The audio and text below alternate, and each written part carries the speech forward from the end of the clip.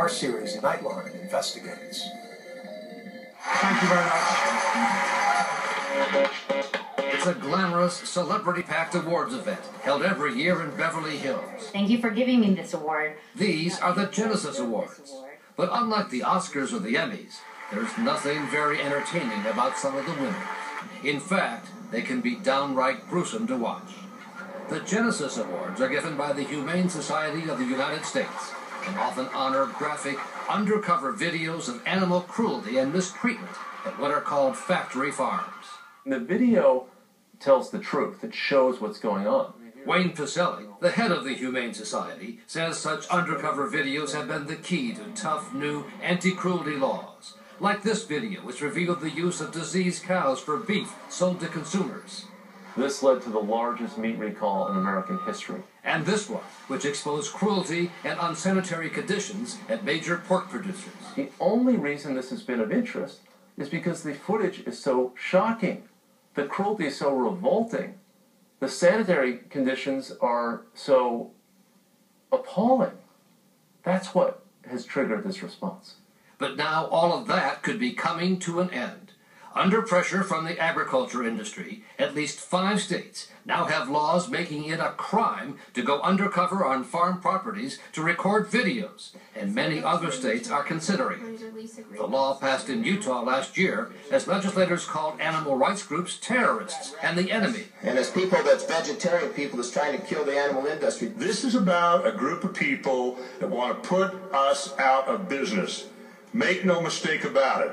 In Iowa, the law passed just a few months after an ABC News report, which won a Genesis Award, featuring undercover footage at a huge Iowa egg factory, taped by the group Mercy for Animals. Yet the investigator who took this footage could be committing a crime if he did the same thing now under the bill signed into law by the Iowa governor. If somebody comes on somebody else's property through fraud or deception or lying, that is a serious violation of people's rights. And agriculture industry lobbying groups have used their influence and money to try to expand the ban on undercover farm exposés to more than a dozen other states. Cows, they like cold and they like heat. As part of the effort, they cite what happened to dairy farmers Louis and Sharon Betancourt of Idaho. I am angry the way we've been treated.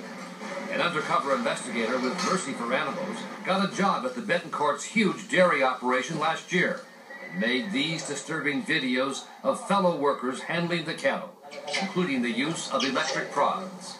The 5 employees caught on tape were fired. 1 pleaded guilty to criminal charges, and 2 others have charges pending. Even the Betancourts agree it was a damning video. That's animal cruelty. But the Betancourts claim they had no idea of the mistreatment until authorities told them about the video, and questioned why the animal rights undercover investigator never told them directly so they could stop the abuse sooner. He was an employee of ours. He should have reported to the manager or to us. If he had, we would have taken care of him. Shocking new video of alleged animal abuse at a dairy farm in Idaho. Instead, it became a big story across the country. Showed stomping, dragging, and beating cows. And the Betancourts say they began to get phone and email death threats. If it were in my power, I would blow you off the face of the earth. I pray you are punched, kicked, and prodded to a slow, torturous death. Killing me, killing my kids, killing my grandkids. My whole family and my employees are getting threatened. You know? Agricultural lobbyists claim that the agenda of the animal rights groups is not really the humane treatment of animals, but instead getting publicity, promoting a vegan lifestyle, and hurting farmers. You can look on some of those websites and see that some of them do claim to want to end the use of animals for food.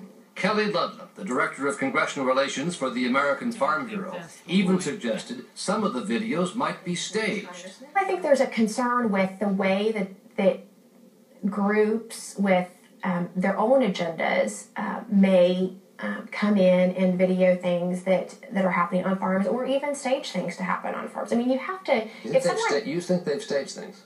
I can't prove that. I don't. You just said it. Know if that's the case, but certainly these groups have an agenda. But authorities in Idaho who used the video to bring the criminal charges say there is no indication anything was staged. But why didn't Mercy for Animals simply tell the owner what they found and stop the abuse sooner? This is not our duty to tell the owners. It's their duty to know what's going on in their facility. And it was so egregious that it rises to the level of criminal animal abuse. In fact, the Betancourts themselves concede they are now using the video they so object to train employees in their zero-tolerance policy for cruelty.